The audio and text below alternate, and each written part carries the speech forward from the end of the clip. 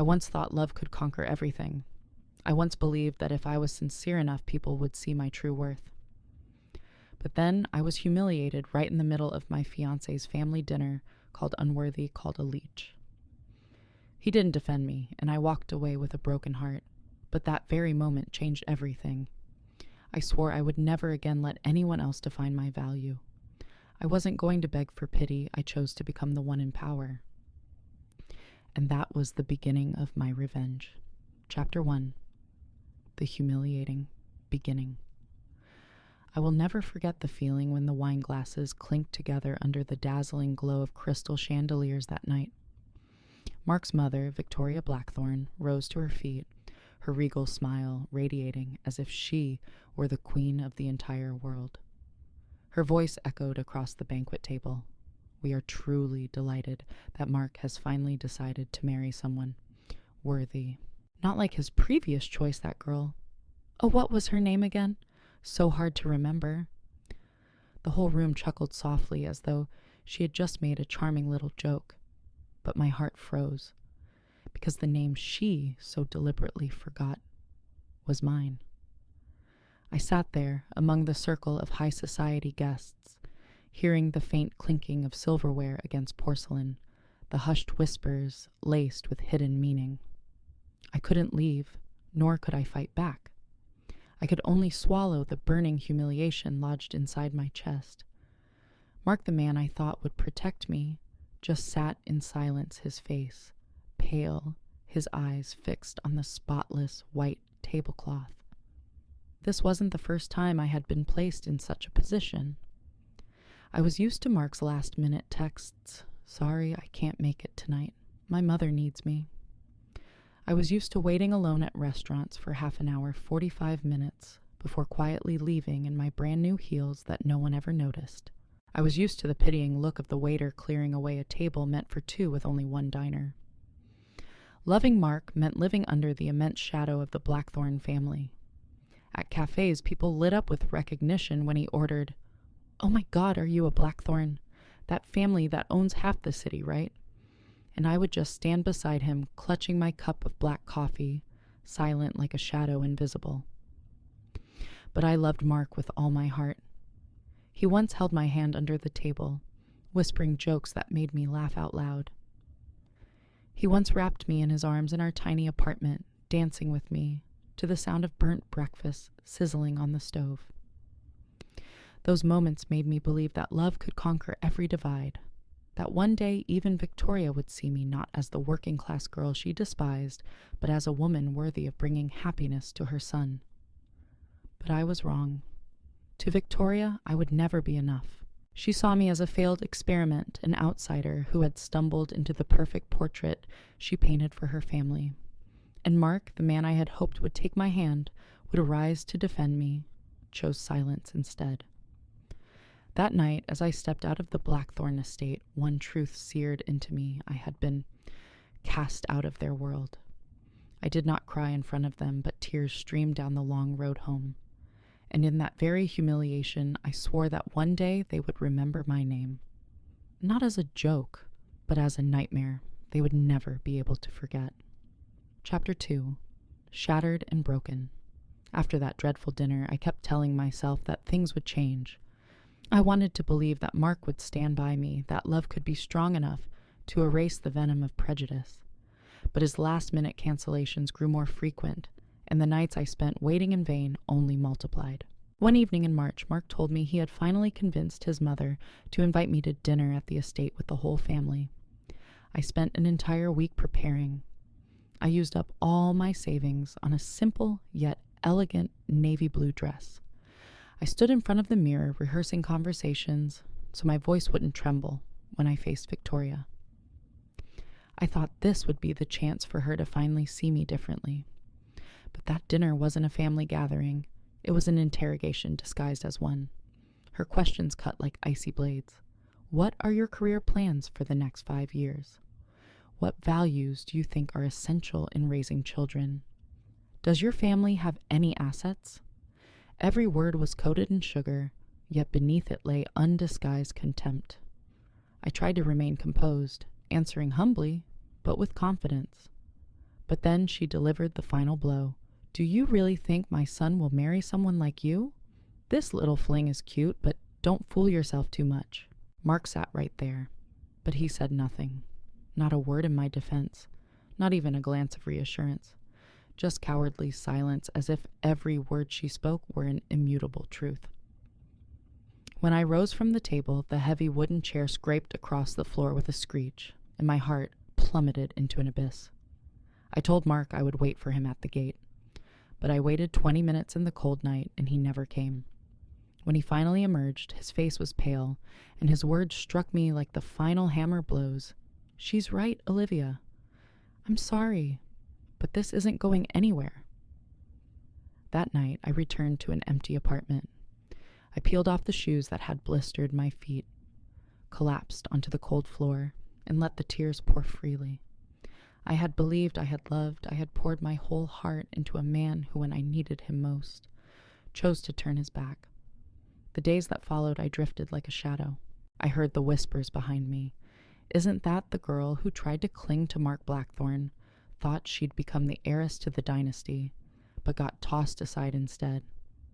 Every word, every pitying glance felt like stones hurled at an open wound. But something strange happened. In that humiliation, in that pain that threatened to devour me whole, something else began to stir. A fire cold but unyielding. If Victoria Blackthorne thought I wasn't good enough for her world, then I would build a world she would never be able to enter. Chapter 3. The Resolve to be Reborn. The weeks after Mark abandoned me were the darkest time of my life. I drifted like a hollow shell, going to work just to kill time, and at night lying in my darkened room, staring blankly at the ceiling. I once believed I would be trapped forever in that humiliation defined eternally by the label "not good enough." Then one morning, standing in front of the mirror, I barely recognized myself. Sunken eyes, frail shoulders, hair dry and lifeless. And suddenly, I realized I was looking at myself with the very same gaze they used, one of contempt. And I whispered to my reflection, "Enough. It ends now." I started with the smallest things. I changed the way I dressed, cut off my old hair, taught myself to walk with my back straight and my chin high, even if it was just passing by a cafe. But I knew surface changes weren't enough. If I wanted to make them remember my name, I had to be stronger, sharper, and never again allow myself to be dismissed. I decided to shed my old skin, Olivia Chin, the working class girl Victoria could so easily scorn. I chose a new name for myself, Olivia Vexley. It sounded as if I came from an old lineage heavy with a weight that made others hesitate when they spoke it. I didn't change it legally, not yet, but on business cards, in work emails, in every handshake, I introduced myself that way. And strangely enough, people believed it instantly. I threw myself into work with an intensity that even the most ambitious colleagues found daunting. I arrived at the office at 7 a.m. and left past midnight. I took on every file no one else wanted, impossible clients, doomed projects, messy lawsuits. I turned them into opportunities. Within 6 months from a forgettable employee, I became a name whispered in the company's hallways, the tireless woman, the one who could spin miracles out of nothing. But when people thought I was merely a workaholic, they had no idea that outside office hours, I was running another plan. I began studying everything tied to Blackthorne Enterprises. I dug through old articles, financial reports, legal filings. I learned how to trace shady investments, questionable bids, and the vast network of social connections Victoria had cultivated over decades. The deeper I dug, the clearer it became. The seemingly impenetrable wall of the Blackthorne dynasty already had cracks, and I knew when the time was right I could turn those cracks into a collapse. That night, I sat by the window of my new apartment, small, but with a view of the glowing Blackthorne Tower at the city center. I raised a cheap glass of wine and whispered a vow, "Victoria, you underestimated me. But one day, you will remember me, not as the girl who was rejected, but as the woman who brought your empire to its knees." Chapter 4. The Ascent of a Career. 6 months after I chose to become Olivia Vexley, everything had changed so much that even I sometimes could hardly believe it. I was no longer the timid girl shrinking in the corners of parties, fumbling under the scrutinizing gazes of the elite. I had learned how to walk into a crowded room with my back straight, a subtle smile, and a thick stack of business cards in hand, so that others would instinctively feel they needed to remember my name. I hired a personal stylist, learning how to dress elegantly without being gaudy. I switched from drugstore cosmetics to luxury brands, not to flaunt, but so that when I looked in the mirror, I saw a completely new woman. I trained my voice, my tone, my choice of words. I gradually mastered the art of turning silence into a weapon, sometimes simply sitting still. Head held high, eyes unwavering was enough to make the person across from me uneasy. My career at Morrison & Associates began to skyrocket. I was entrusted with more critical projects, invited into high-level meetings where once I would never have been allowed. Colleagues who used to dismiss me as forgettable now showed respect. Some grew jealous, whispering that I was too ambitious. But I didn't care. I'd once been called not enough a hanger-on. Let them whisper now because I had surpassed them. The fascinating thing was that my new name itself had become an invisible passport. Olivia Vexley sounded like old money, and more than once I noticed business partners hesitantly asking whether I was related to some Vexley family on the East Coast. I never confirmed, never denied. I simply smiled, letting them fill in the blanks with their own imaginations. In business, sometimes mystery is more valuable than truth. Beyond work, I began attending social events, cocktail parties, charity auctions. At first, I felt like an outsider, but gradually, I learned to observe and to listen. I remembered every name, every small anecdote someone shared. Then, with handwritten notes I sent after each event, I built myself a network not born of bloodline or heritage, but of patience and subtlety. Some nights, when I returned to my newly rented apartment with its wide windows overlooking the city, I sipped wine and gazed at the Blackthorn Tower gleaming in the skyline. It was a reminder I still had an unfinished war. But this time I would not rush in with a heart full of naive hope. I would step in, armed with intellect, with power, and with the ruthlessness required. I was no longer Olivia Chin, the girl who had been cast aside. I had become Olivia Vexley, a woman the world would soon be forced to acknowledge. Chapter 5. Finding the Weakness of the Blackthorns. As my career began to stabilize, I knew it was time to return to my ultimate goal, the Blackthorn family. They had once turned me into a laughingstock, treated me as a stain unworthy of their world. But I knew one truth: every seat of power has its cracks, and my mission was to find those cracks and use them to drag them into the abyss. I started by digging into the company's history. Old news articles, financial statements, failed mergers.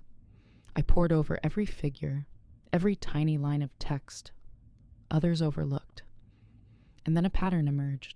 Blackthorn Enterprises, long believed to be unshakable, in fact bore fractures that could no longer be hidden. Stalled real estate projects, loans concealed within offshore subsidiaries, and most telling of all the ballooning legal costs from prolonged lawsuits. But it wasn't just money. I discovered that Victoria's social network was not nearly as solid as she wanted the world to think. Several members of the museum board where she sat as chairwoman had grown weary of her overbearing manipulation. I knew that, given the right opportunity, those allies would turn their backs. I began cataloging every name connected to them. Patricia Hendris, Victoria's longtime friend, yet her husband owned a construction company, quietly snatching up major contracts out from under Blackthorn. David Sterling, Mark's business partner, notorious for his greed and easily swayed by money. I didn't need to fabricate anything. All it took was careful observation. These shadow players were willing to help me so long as they saw a profit in it. By day, I remained Olivia Vexley, the accomplished professional shaking hands with new clients, attending charity auctions, signing contracts. But by night, I became something else, a silent predator. I collected scraps of information from business magazines, from whispered hallway rumors, from conversations dismissed as casual small talk. Slowly, I began piecing together the puzzle. The deeper I went, the more the truth revealed itself. Blackthorn Enterprises was nothing more than a glittering shell. Inside it was a castle built on sand, held together by outdated prestige and blind arrogance. And Victoria still lived in the delusion that her family was untouchable. One night I sat in my apartment, the glow of my laptop screen casting light across my face. On the screen lay the tangled financial charts of Blackthorn. A faint smile touched my lips. They thought they had buried me beneath the ashes of humiliation. But it was in those ashes that I was reborn. And now I held in my hands the weapon that could set fire to the empire they had built with such pride. I lifted my glass of wine eyes, drifting to the Blackthorn Tower, shimmering outside my window. Don't worry, Victoria. I won't rush. I'll let you live a little longer in your dream of power, and one day you will wake to find your entire world collapsing beneath your feet. Chapter 6. The Crisis Erupts. I knew that merely uncovering weaknesses wasn't enough. To bring down a dynasty like the Blackthorns, I had to make the whole world see those cracks. And the quickest way to do that was through the press. I didn't directly publish reports or spread slander. I simply planted seeds, small questions, subtle hints enough to spark a journalist's curiosity. One evening, I sent an anonymous email to a financial reporter. It contained just a single line. Why have Blackthorn Enterprises' legal expenses tripled in only 2 years? Nothing more. But to a sharp journalist, that one question was all it took to start digging. I also accidentally dropped hints in casual conversations. A sigh when someone mentioned the real estate market. A shake of the head when asked about Blackthorn's overseas expansion. No one could be sure what I meant, but everyone remembered my silence laden with suggestion. And so the rumors began to spread. It took only a few weeks before those scattered fragments became a full story. Newspapers splashed headlines about Blackthorn Enterprises' questionable offshore loans, stalled projects with no explanation, and a string of unresolved lawsuits. Each article was another blade cutting into their glittering facade. I remember vividly the morning I saw the bold headline on the front page, Blackthorn Enterprises under financial investigation. I sat in my usual cafe sipping a cappuccino, smiling as I watched a tense-faced Blackthorn employee rush in, buy the paper, and leave in haste. That was the moment I knew the giant beast had begun to tremble. Victoria was no doubt in a frenzy, though she would never publicly admit it. To her, preserving the image mattered more than preserving the fortune. But I knew in those closed boardrooms she was scrambling desperately to contain the collapse. And Mark was likely standing on the edge of despair. That night I sat by my window watching the city lights flicker. I thought of the last time I saw Mark, his pale face, as he said, "She's right." Now he would learn what it meant to lose everything. I didn't need to rush. The storm I had unleashed would sweep the Blackthorn family away all on its own. I raised my glass of wine, savoring the sweetness spreading across my tongue. Victoria, you taught me that no one out there believed I was good enough. Now let's see, when it is the name Blackthorn itself under the knife, will you still have the strength to hold your head as high as before Chapter 7? Mark's plea. What I had predicted quickly became reality. Only weeks after the wave of articles broke, Blackthorn Enterprises began to falter. Clients withdrew, stock prices plummeted, and long-term partners quietly sought to cut ties. I knew that in that grand estate, Victoria must be screaming while Mark was being forced to stand in the eye of the storm. And then one late night, my phone rang. On the screen appeared the name I thought I would never see again, Mark.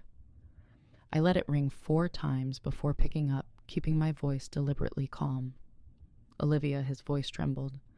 I know I have no right to call you, but I need to see you. I leaned back in my chair, smiling. Oh, after all this time, you finally remembered me. There was a pause, then a sigh.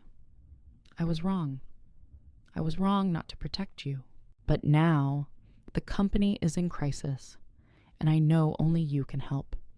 At those words, my heartbeat quickened, but I kept my tone icy. I am not your personal lawyer, Mark, and I am certainly not your savior. I know, he pleaded. But you're brilliant, you understand this industry. I've been following your career, Olivia, no Olivia Vexley. You've become someone even my mother has to respect. Please, at least meet me. Just once. Talk to me. I let silence stretch, forcing him to sit in his own desperation. Then slowly, I replied, Find the friend Thursday, 7:30, Shorin.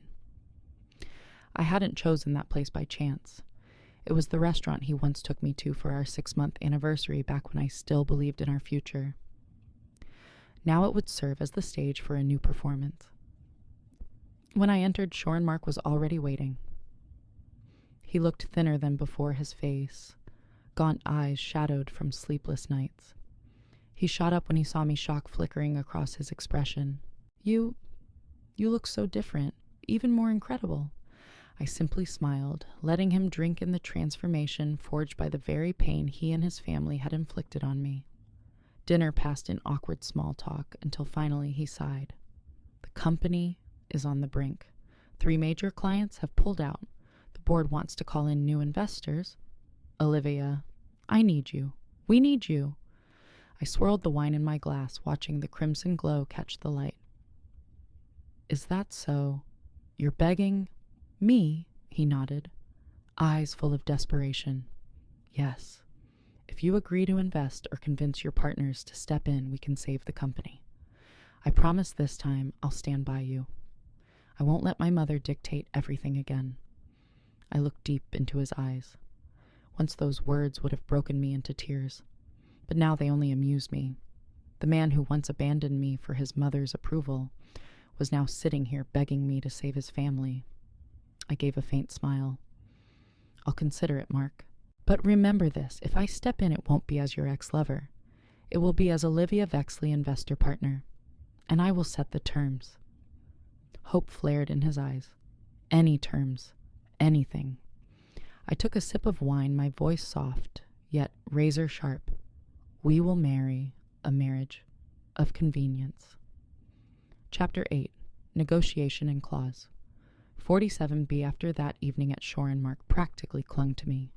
The texts, the calls, the desperate pleas. I let him wait several days before answering, because I knew the longer he tasted anxiety, the more easily he would nod to any condition I set.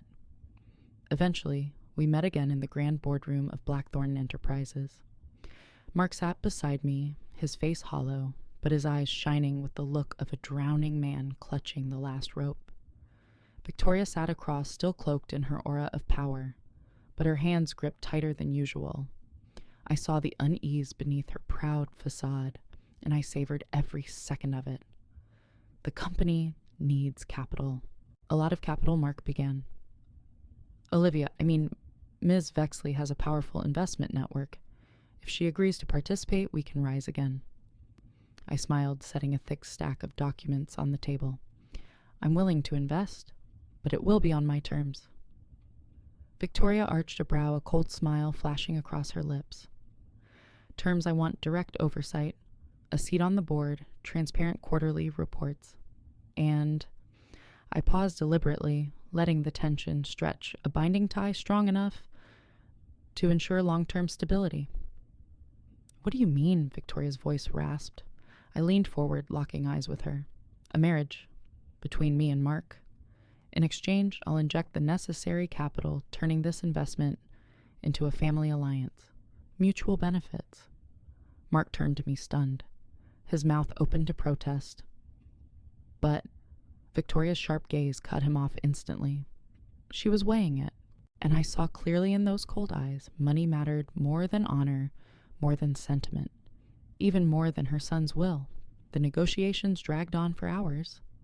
They pressed me on specifics, commitments, interest rates, restructuring plans. I answered each question, presenting even a draft contract I had prepared. And there, buried on page 36, among the endless clauses on insurance and audit reports, lay one small line few would notice, Clause 47B, The investment agreement shall only take effect once the marriage between Olivia Vexley and Mark Blackthorne is solemnized within 60 days. Victoria never read that far. She skimmed the opening pages, then signed. Mark signed under his mother's pressure, and the board members signed because they were starved for my money. And I signed because I knew I had just set the perfect trap. As I left the boardroom, I stopped before a mirror in the hallway. The reflection staring back, Olivia Vexley smiled with calculated triumph. Victoria, you think you've bound me into becoming the Blackthorne bride. But in truth, you've just signed the death sentence of your dynasty. Chapter 9. Preparing the Grand Wedding. The moment the contract was signed, Victoria launched into wedding preparations as if it were a political campaign. To her, this was a chance to restore the family's prestige, to turn the ceremony into a declaration of power. The Blackthornes still stood tall, still grand, still untouchable. I let her orchestrate everything, but inside I knew this was not her wedding. This was the stage I had chosen, and she was merely the one helping me set the backdrop. Each morning I was bombarded with calls and messages from designers, event planners, and makeup artists. Victoria dragged me from bridal boutiques to jewelry showrooms, smiling as she subtly flaunted her power. This is the newest gown from Italy. Perfect for a Blackthorne, she said, her gaze sliding over me like a reminder that I was nothing more than a lucky outsider chosen for the role. I smiled, tried on dress after dress, letting her lull herself in the illusion that I had become the obedient daughter-in-law. But each time I looked into the mirror, I saw the truth. I was no longer the Olivia Chin of the past. In my eyes now gleamed the coldness and determination of a woman who knew exactly what game she was playing. The guest list grew longer by the day. Senators, judges, tycoons, faces that regularly graced the front pages of the city's newspapers. Victoria wanted the world to witness the moment of her triumph, her son marrying a woman she believed she had molded into perfection. But she didn't know the more witnesses there were, the more catastrophic her downfall would be. Mark was different. He grew more anxious as the days passed, sometimes looking at me with eyes that seemed to ask, "Are you really sure?" But every time he opened his mouth, I placed a hand on his chest and smiled softly. "Everything will be fine, Mark. You just have to trust me." And he nodded because he had never been the man to defy his mother. As for me, I memorized every small detail of the ceremony, the cathedral's grand hall, the orchestra, the giant screen prepared for the memorial slideshow. They thought I would use it to showcase moments of love, but in truth, it would be my tool for unveiling the truth. The night before the wedding, I stood alone in my hotel room, gazing at the white gown hanging silently in the wardrobe. The light reflected off the silk, making it look like a ghost. I raised a glass of champagne and whispered, "Tomorrow everything changes. And Victoria, you will never forget that moment." Chapter 10. The climax in the cathedral.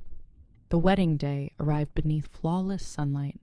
The cathedral gleamed draped in cascades of white orchids imported from Thailand, their fragrance filling the air.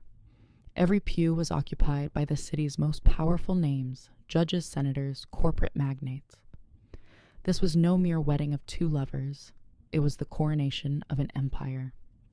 I walked in the long white gown, sweeping the floor, a pearl necklace adorning my neck, Victoria's own gift. Around me were gasps of admiration, whispers of awe, but I felt no nerves, no happiness, only the icy calm of someone preparing for a public execution.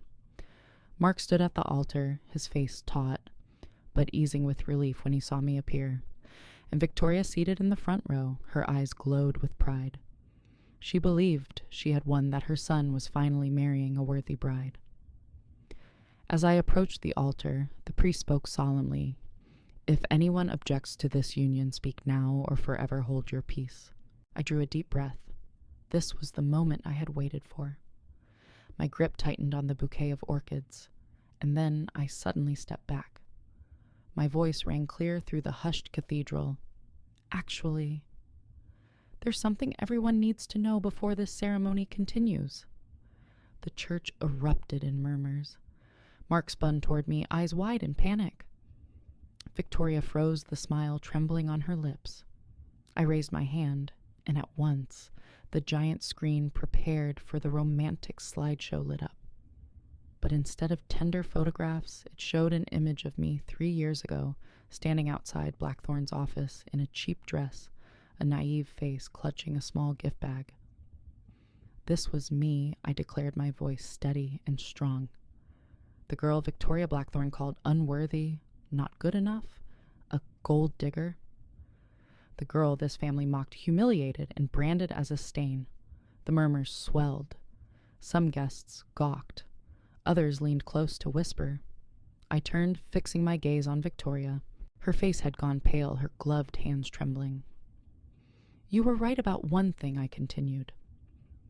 That girl didn't belong in your world, but what you never expected is that she was strong enough to become Olivia Vexley, the woman who now holds financial control over the Blackthorn empire.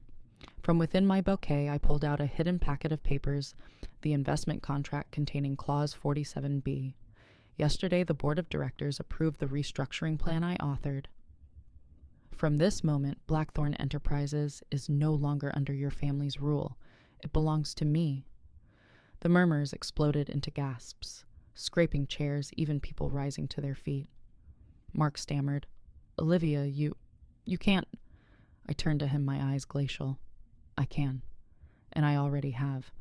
And in that instant, I saw Victoria's proud mask shatter. She lurched forward, shrieking, Stop, no one will believe you. This is fraud. But not a single soul rose to defend her. I placed the contract into the priest's hands, inclining my head. Forgive me, Father. This ceremony ends here. Then I turned, walking down the aisle with steady steps, no longer the bewildered girl once humiliated at their banquet table.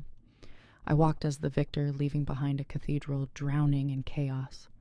And as the grand door swung open, flooding the hall with radiant sunlight, I knew the game was over. And the losers were them. Chapter 11. Aftershocks and the Broken Wedding.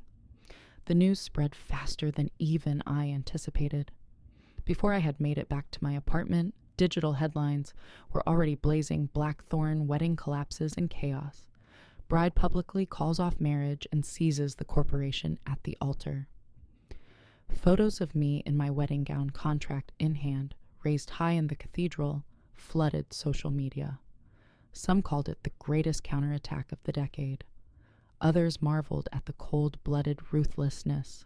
But one thing was certain, no one dared call me the unworthy gold digger anymore. Meanwhile, the Blackthorn family was crushed under the blinding glare of the media. The very journalists I had once carefully seated with whispers now swarmed their estate like vultures. They unearthed everything: missing contracts, hidden debts, and Victoria's public humiliation before 300 of the city's most powerful guests. Mark called me dozens of times. I never answered. His texts poured in. Can we talk? I was wrong, Olivia.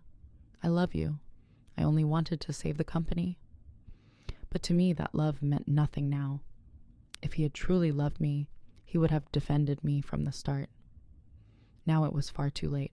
Victoria was different. She sent me a handwritten letter, scribbled so messily it was hard to believe it came from someone once so proud. In it, she called me a traitor, a venomous snake that had exploited her trust. I read it, smiled faintly, folded it, and tossed it into a drawer. I didn't need her forgiveness. I didn't need to explain. Her ruin was the only answer required. The public, of course, went wild. Invitations to interviews poured in from Business Week, the Wall Street Journal, even a film studio eager to buy the adaptation rights. I didn't respond right away. I knew the value of silence and how it could make me even more coveted. But what surprised me most were the messages from strangers, women I had never met. They wrote, "You've given us hope. You've proven that no one has the right to decide a woman's worth except herself." I spent hours reading their words, feeling something unfamiliar yet powerful stir within me. Perhaps this victory was not mine alone. The next night, I stood at my apartment window, gazing at the city lights below. And reflected in the glass was an Olivia transformed strong, sharp, no longer bound by the past. I remembered the tears I once shed on that freezing night, waiting outside the blackthorn gates, and I smiled. Now it was they who trembled before closed gates. The name Olivia Chin had long been dead. At the banquet table of this city's power, there remained only Olivia Vexley, the woman who turned the wedding of the century into a public trial and forced the Blackthorn dynasty to its knees. And I knew this was not the end. This was only the beginning of an entirely new era, one where I no longer sought approval, but became the one who bestowed it. Chapter 12. The New Queen. In the days following the ruined wedding, my name was everywhere. The press called me the bride who became a queen, while business magazines hailed me as the shrewdest investor of the decade. But to me, those titles were only facades. The most important thing was the feeling I had each morning when I looked in the mirror, the reflection of a woman who defined herself without needing permission from anyone. Meanwhile, Blackthorn Enterprises descended into chaos. Shareholders clashed, hidden debts surfaced, and Victoria vanished from society events, retreating behind the gates of her estate like a ghost of her former self. Mark tried to cling to me, but he had nothing left to offer. His whispered, "I love you" promises now sounded hollow, like a broken song. Played one time too many. And me, I didn't just survive. I took power. The restructuring plan I presented to the board passed almost unanimously. I entered the boardroom in a gray suit, my voice firm and commanding. Every gaze turned to me, not with pity, not with doubt, but with recognition. Later, someone asked me, "Does revenge feel satisfying?" I only smiled. The truth was, what made me happiest wasn't watching them fall. It was knowing I had risen from the ashes they left me in. I had turned wounds into weapons, humiliation into strength. I remember one afternoon after finishing a meeting with the new executive team. A young woman from HR ran after me, her eyes alight. "Thank you, Olivia. You showed us that women don't need permission to sit at the big table." I smiled, placing a hand on her shoulder. In that moment, I realized my victory wasn't mine alone.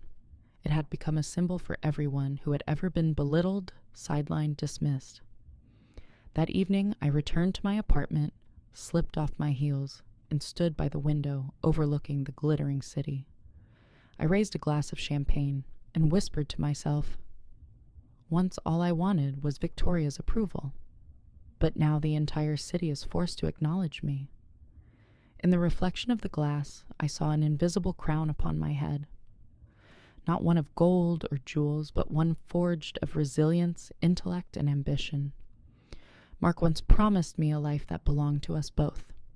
Victoria once promised herself I would never step into their world. They were both wrong. I didn't just step into it, I made it mine. And from now on, every decision I make, every path I choose, will not be for revenge, but for building something greater. Yet if anyone dares to challenge me, to belittle me again, I will not hesitate to remind them of the lesson the Blackthorn family paid so dearly for. I am Olivia Vexley.